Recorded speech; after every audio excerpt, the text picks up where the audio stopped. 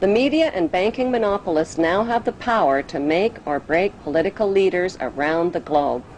Why haven't the networks made a TV movie of the week about how the Bush family made their family fortune?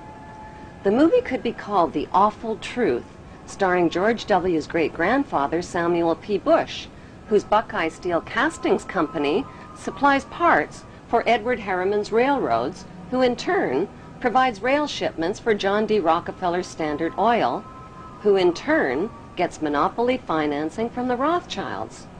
The movie could be made into a TV series starring Samuel's son, Prescott Bush, as the managing director of a Nazi steel manufacturing plant in Poland called Silesian Consolidated Steel. In episode 1, Prescott Bush forwards American financing to his German partner Fritz Thyssen through the Union Banking Corporation in New York. Fritz Thyssen arranges a contract with Nazi Germany's IG Farben Company for free Jewish slave labor in Bush's steel manufacturing plant at the Auschwitz concentration camp. Episode 2 shows Skull and Bonesman Prescott Bush and Averell Harriman getting caught under Trading with the Enemy Act, as the U.S. government moves in and seizes all of their shares in Union Banking Corporation.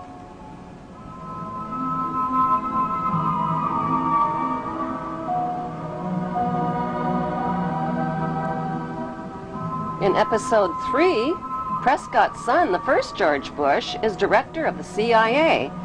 George puts drug king Manuel Noriega on the CIA payroll, allowing thousands of tons of cocaine to hit the streets of America via the Panama Canal. In episode 4, George's son, the second George Bush, becomes partners with Osama bin Laden's older brother, Salem bin Laden, in a Texas oil company called Arbusto Energy. Episode 5 introduces George W.'s shady younger brother, Neil Bush, ripping off the elderly in the Silverado savings and loan scandal that cost U.S. taxpayers $1.3 billion.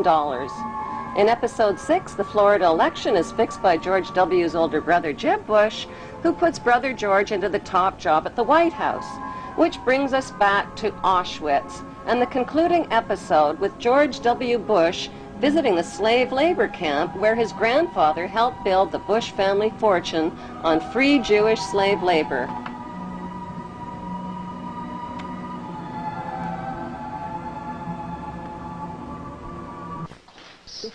The sites are a sobering reminder of the power of evil and the need for people to resist evil.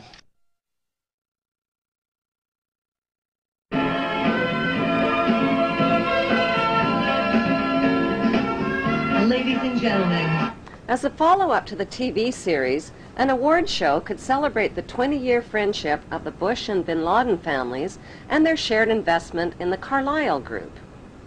The Carlyle Group is one of America's largest weapons contractors. For the Bush and bin Laden families, war means profits, big profits.